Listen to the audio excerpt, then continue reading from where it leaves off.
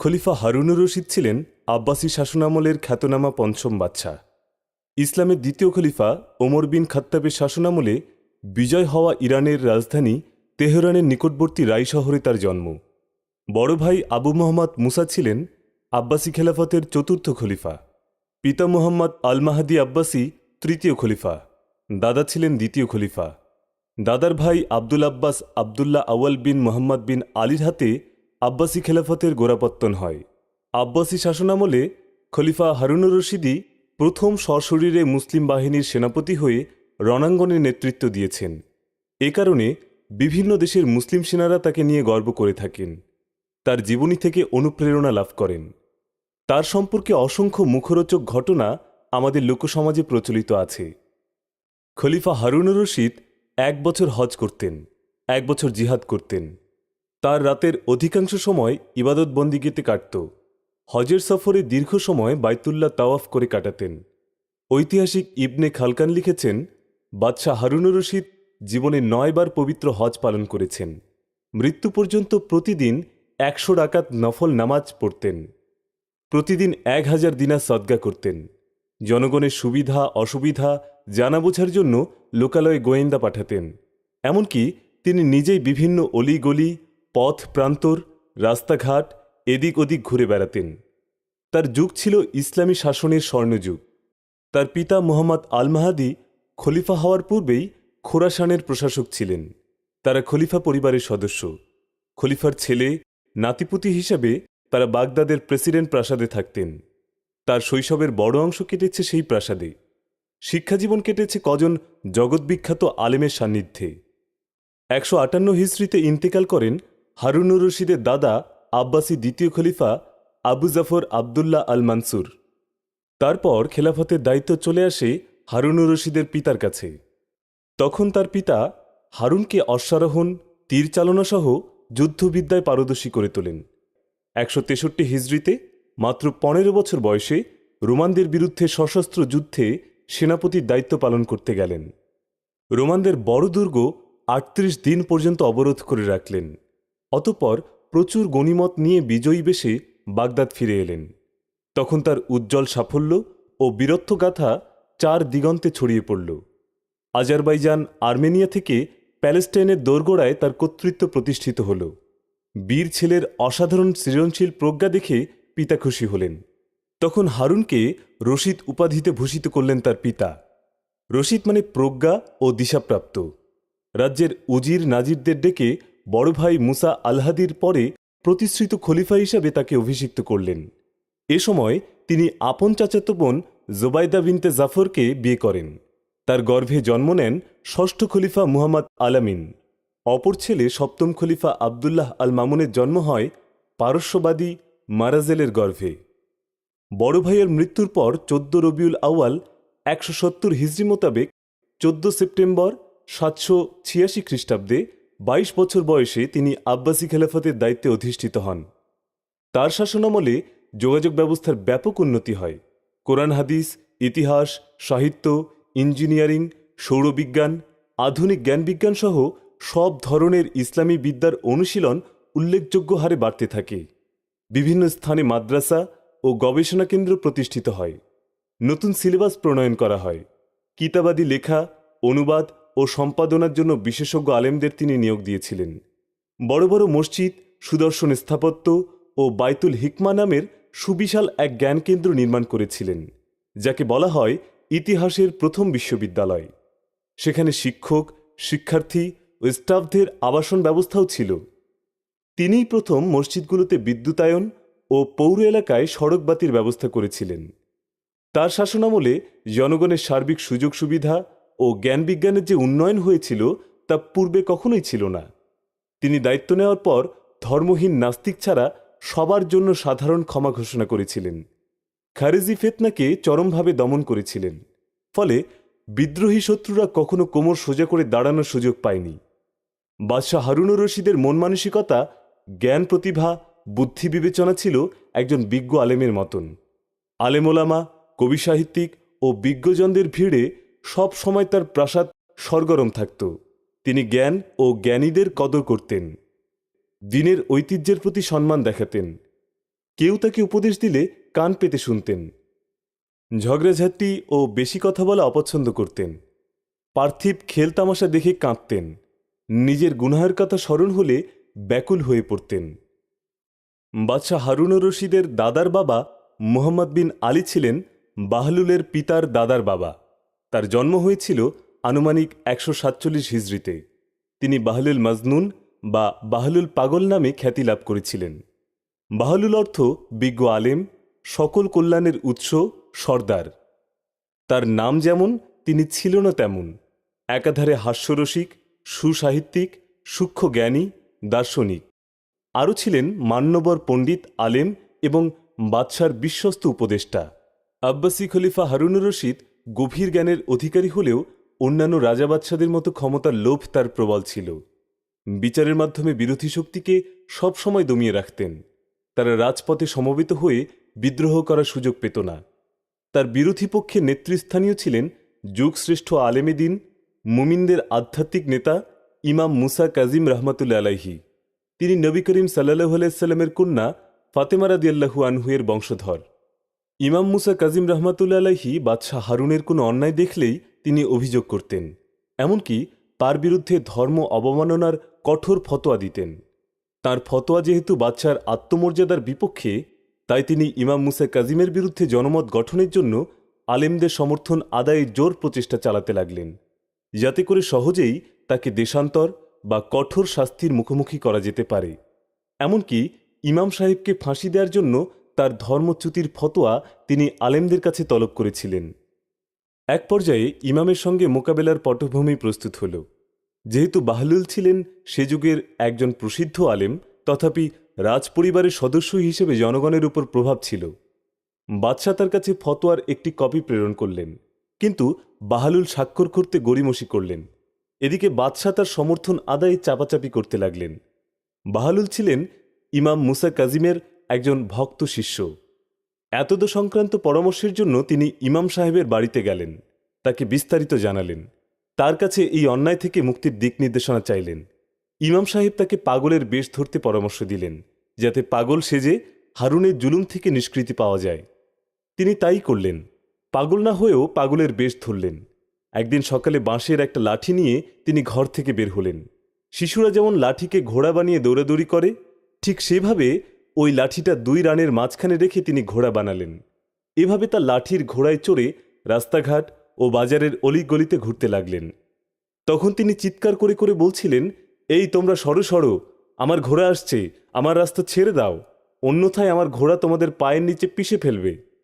এই অবস্থা দেখে লোকজন বলাবলি শুরু করল, বাহলুল পাগল হয়ে গেছেন। কিন্তু হারুনুর রশিদ বললেন, বাহলুল পাগল হননি, বরং আমার বিচার থেকে আত্মরক্ষার জন্য পাগল বেশ ধরেছেন। এরপর থেকে তিনি বাদশার শাসন ব্যবস্থা ও শাসক গোষ্ঠীকে তির্যক ভাষায়, হাসি তামাশায়, ব্যঙ্গ তিরস্কার ও ভর্ৎসনা আরম্ভ করলেন।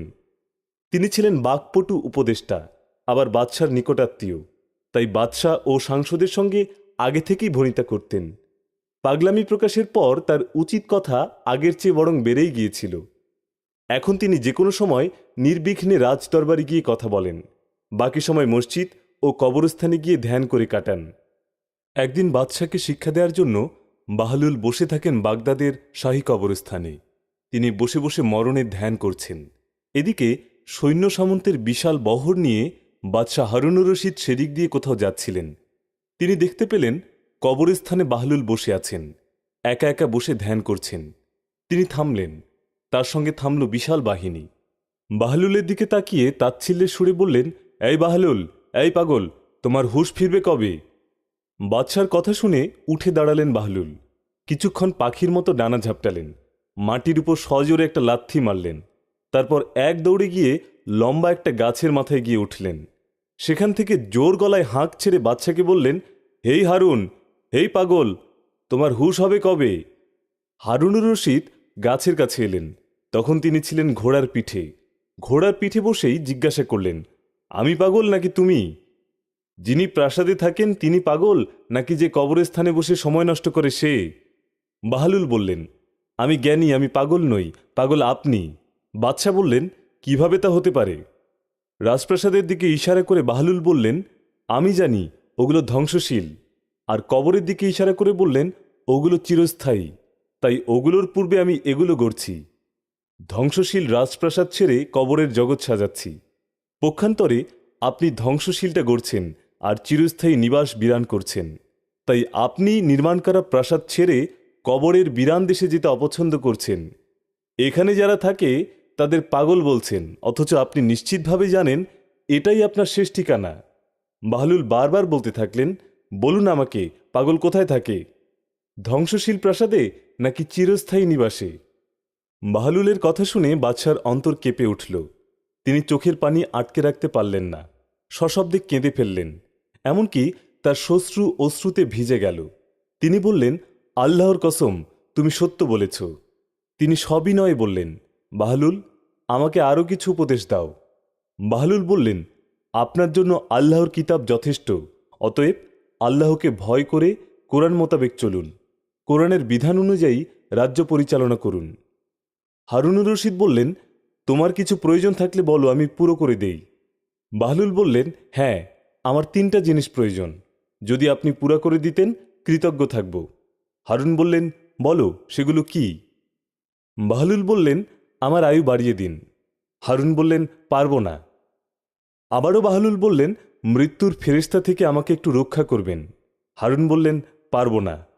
বাহলুল আবারও তাকে বললেন, আমাকে জাহান্নাম থেকে বাঁচিয়ে জান্নাতে ঢুকিয়ে দেবেন। হারুন বললেন, পারব না। এবার বাহলুল বললেন, পারবেন না, একটাও পারবেন না। তবে জেনে রাখুন, আপনি বাদশা নন, আপনি মালিক নন, আপনি একজনের প্রজা ও দাস। অতএব আপনার কাছে আমার চাওয়া পাওয়ার কিচ্ছু নেই। বাদশা আবারও আবেগ আপ্লুত হয়ে পড়লেন। তার মন বিদ্ধ হতে লাগল। প্রতিটা প্রাণী মরণশীল। ফকির, দরবেশ, রাজা, প্রজা, রাজ্য ক্ষমতা সবই ক্ষণস্থায়ী। সব কিছুতেই ধ্বংসের গতি। একদিন না একদিন ধ্বংস হবেই। সবাই মরে যাবে। মরণের ঊর্ধ্বে কেউ নেই। যারা পরজগৎকে সাজাতে পেরেছে তারাই প্রকৃত সফল হয়েছে। শাসন ক্ষমতা শাসকদের সম্মানের উসিলা। আবার ক্ষমতার মসনদও বড় ভয়ঙ্কর। যারা এ মসনদের স্বাদ নিয়েছেন, ইতিহাস সাক্ষী, তারা সবাই প্রায় বিচারের মুখোমুখি হয়ে কারাগারে গেছেন। শাসক সম্প্রদায় যে পরিমাণ গুপ্ত হত্যার শিকার বা আততায়ীর হাতে নিহত হয়েছেন, সম্ভবত পৃথিবীর ইতিহাসে অন্য কোনো সম্প্রদায়কে এমন পাওয়া যাবে না।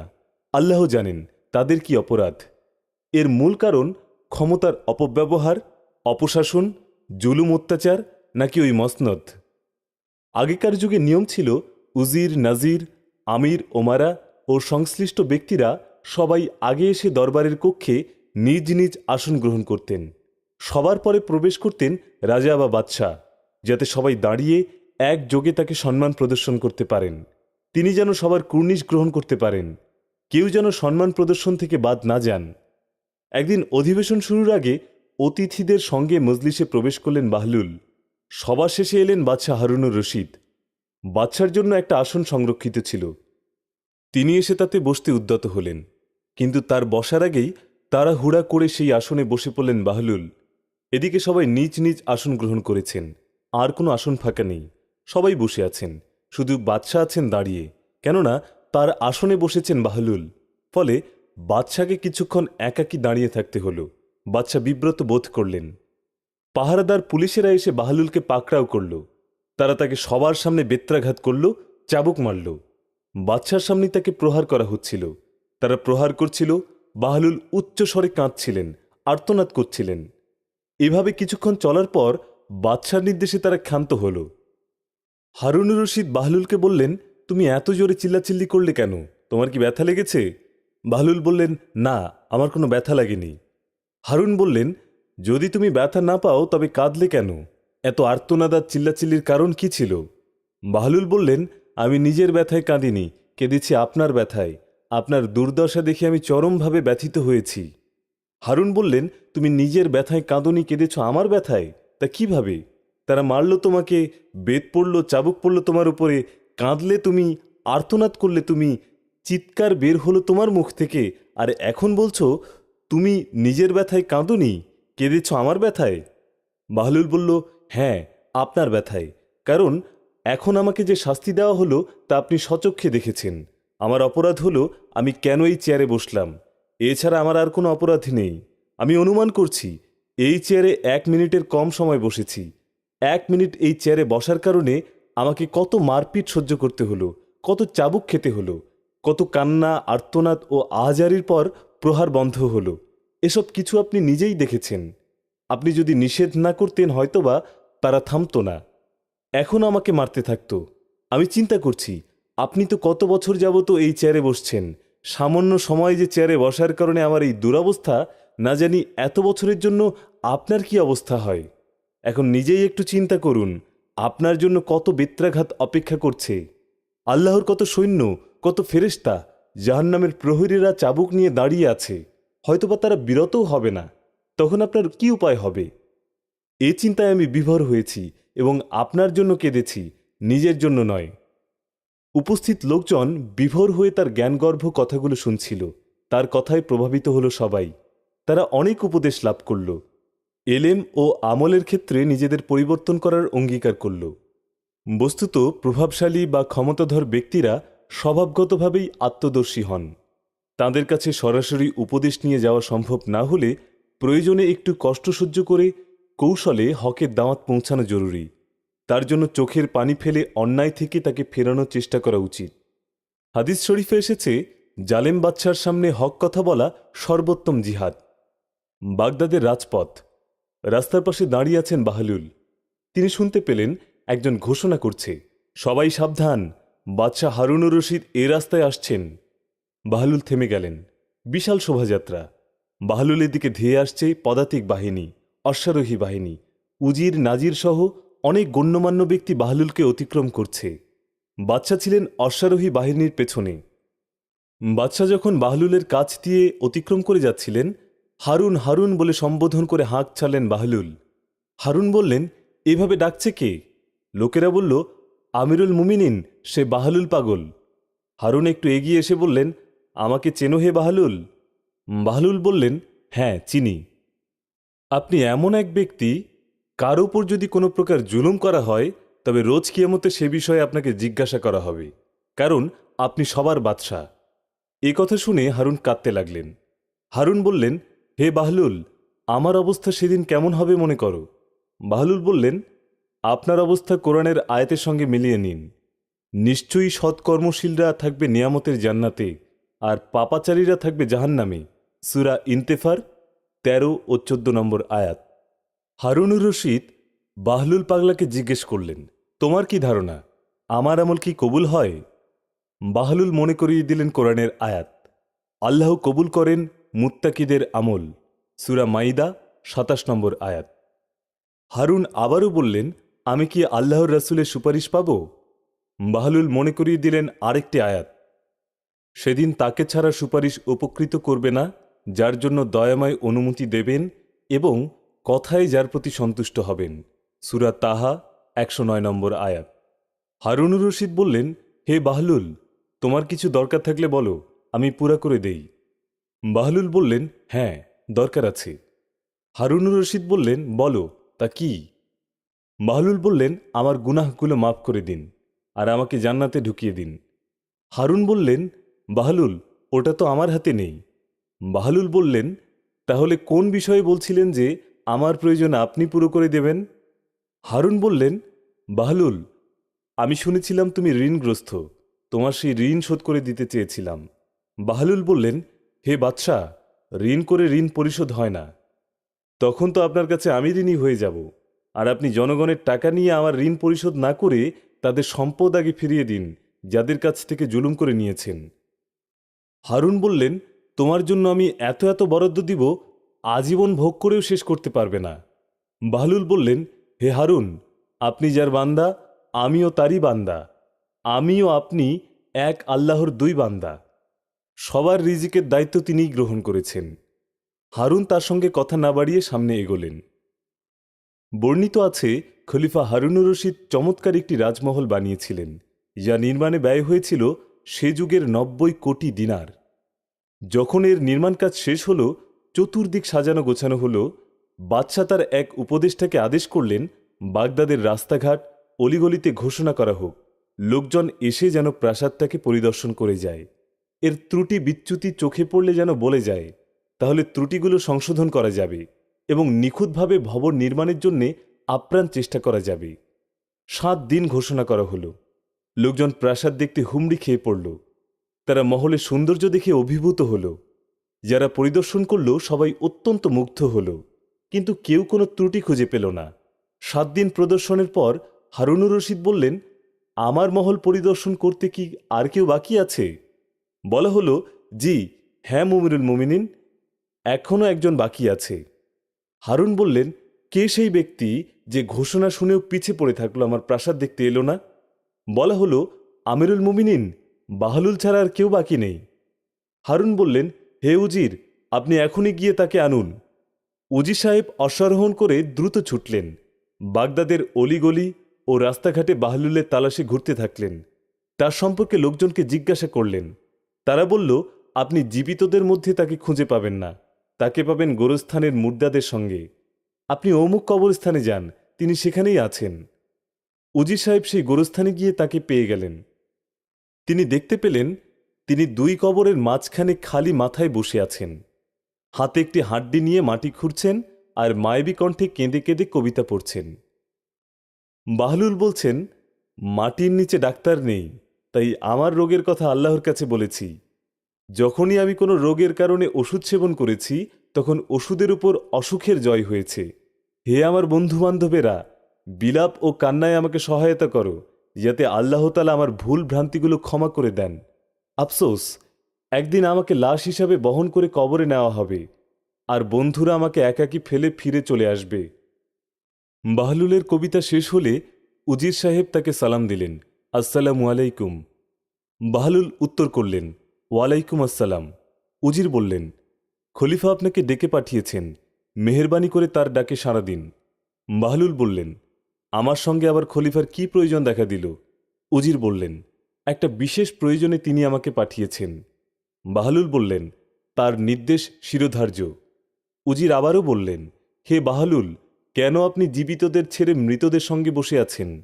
বাহলুল উত্তর করলেন, আমি এমন এক সম্প্রদায়ের সঙ্গলাভ করেছি, যদি তাদের থেকে আড়ালে যাই তারা আমাকে আড়াল করে না, তাদের কাছে থাকলে আমাকে কষ্ট দেয় না। তাছাড়া সকল মানুষকেই তাদের কাছে যেতে হবে, সবাই তাদের নিকট প্রত্যাবর্তনশীল। উজির বললেন, আপনার মাথা খালি কেন? বাহলুল উত্তর করলেন, আমার একটা রুমাল ছিল, সেটা মাথায় দিতাম, কিন্তু চোরেরা তা নিয়ে গেছে। উজির বললেন, তাদের সন্ধানে কি বের হয়েছিলেন? বাহলুল উত্তর করলেন, হে উজির, তাদের সন্ধানে বের হওয়ার মতো আমার সময় কোথায়? তাদের খোঁজে আমি ঘুরতে চাই না, কারণ যারা আমার রুমালটা নিয়ে গেছে আর যারা নেয়নি, সবাইকে একদিন এখানেই আসতে হবে, সবাইকে কবরস্থানেই আসতে হবে, তাই আমি এই ঘাটিতেই বসে আছি। অতঃপর উজির তার অশ্বে আরোহণ করলেন। বাহলুল তার সামনে বসলেন। প্রাসাদের গেটে নেমে খলিফার কক্ষে প্রবেশ করলেন। বাহলুল বাদশার সামনে গিয়ে সুন্দর করে সুন্নত তরিকায় সালাম দিলেন, আসসালামু আলাইকুম। হারুন উত্তর করলেন, ওয়ালাইকুম আসসালাম। তারপর তাকে বসতে বললেন।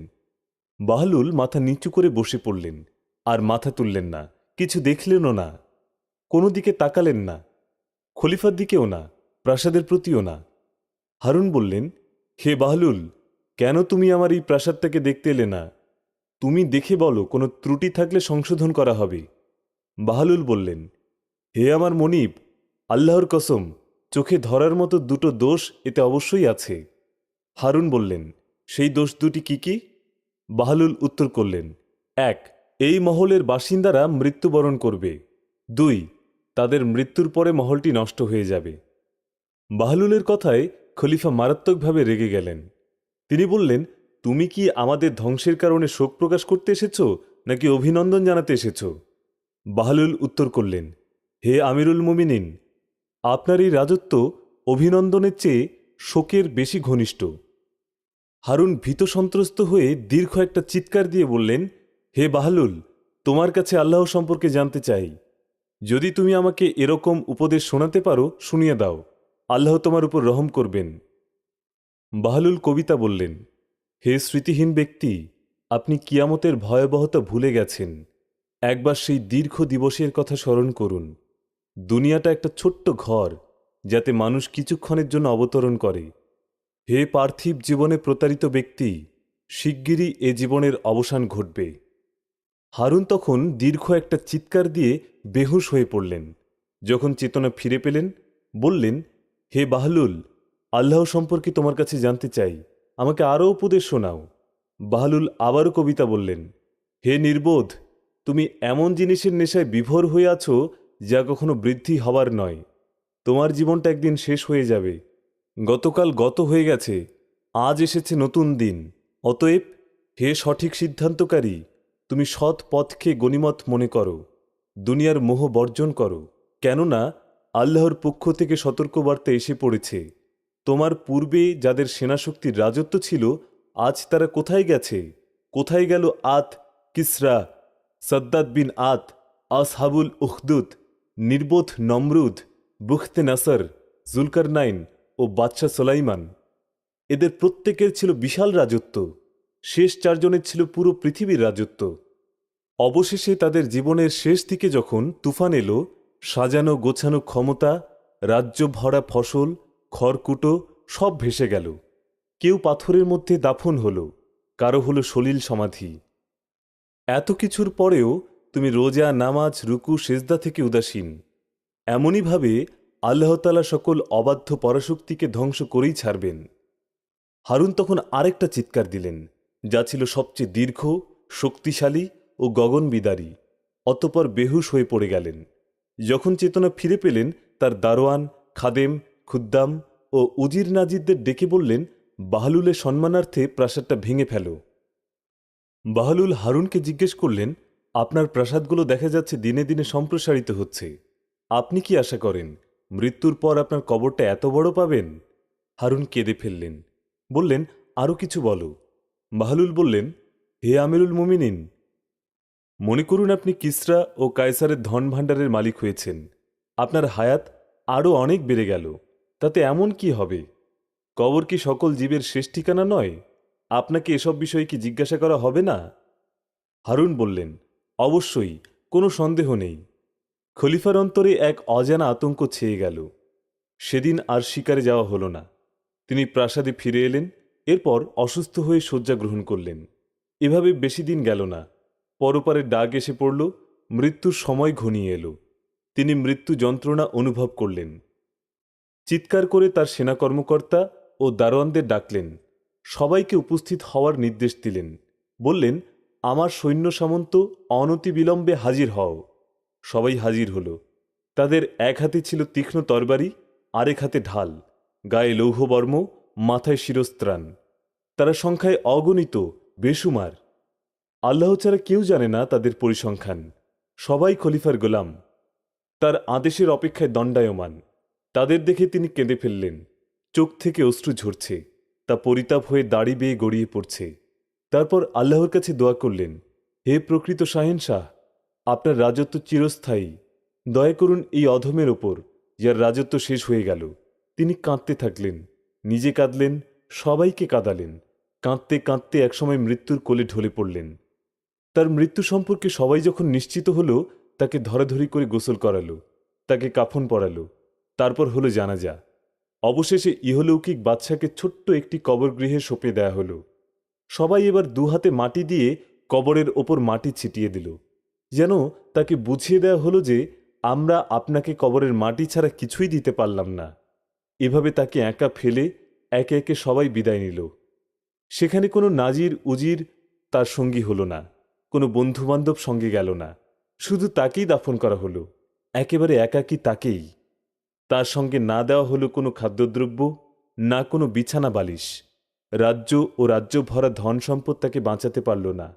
কোনো কিছু সামান্য উপকারে এলো না তার। বস্তুত দুনিয়ার বাদশাহ বাদশাহী সবই ক্ষণস্থায়ী। প্রকৃত রাজাধিরাজের পতন নেই। তিনি এ ধরনের অধপতন থেকে পুত পবিত্র। সুবহান আল্লাহ। আল্লাহ মহান।